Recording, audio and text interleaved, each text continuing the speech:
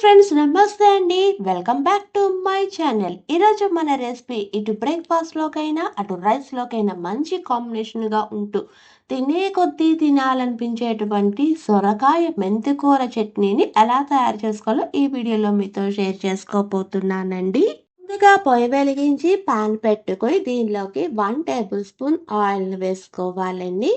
Oil అన్నది లైట్గా వేడెక్కిన తర్వాత దీనిలోకి 2 టేబుల్ స్పూన్ పల్లీలు వేసుకొని ఫ్లేమ్ అన్నది పూర్తిగా లో ఫ్లేమ్లోనే పెట్టుకొని ఈ పల్లీలు అన్నవి 80% వేగేంత వరకు వేపుకోవాలన్నమాట.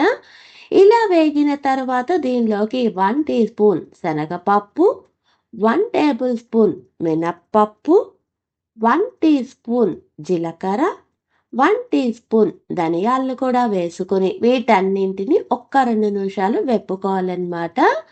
ఇలా వేగిన తర్వాత దీనిలోకి 9 ఎండుమిరపకాయలు, 1 టేబుల్ స్పూన్ నువ్వులను కూడా వేసుకున్న అన్ని ఇంగ్రీడియంట్స్ మంచి గోల్డెన్ కలర్ వచ్చే అంతవరకు వేపుకోవాలండి. ఇలా వేగిన వాటిని ఒక బౌల్లోకి తీసి పక్కన పెట్టుకుందాము.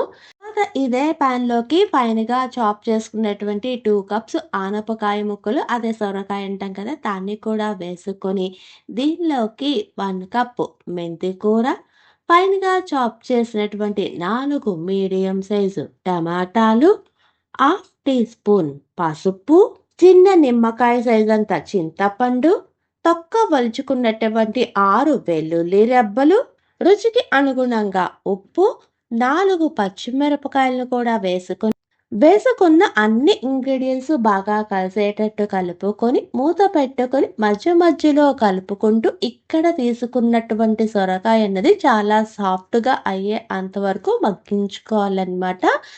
ఇలా మగ్గిన తర్వాత పొయ్యి అన్నది ఆఫ్ చేసి దీన్ని పక్కన పెట్టుకుందాము. తర్వాత ఒక మిక్సీ జార్ తీసుకొని దీనిలోకి మనం ముందుగా వేయించి పెట్టుకున్నటువంటి పల్లీలు, మినప్పప్పు, శనగపప్పు ఉన్నాయి కదండి, వాటన్నింటినీ వేసుకొని ఫైన్ పౌడర్గా చేసుకోవాలన్నమాట. ఇలా చేసుకున్న తర్వాత దీనిలోకి మనం మగ్గ పెట్టుకున్నటువంటి ఆనపకాయ, మెంతి కూరను కూడా వేసుకొని పలుకన్నది ఎక్కడా లేకుండా ఫైన్ పేస్ట్గా చేసుకొని ఒక బౌల్లోకి తీసుకుంటున్నానండి.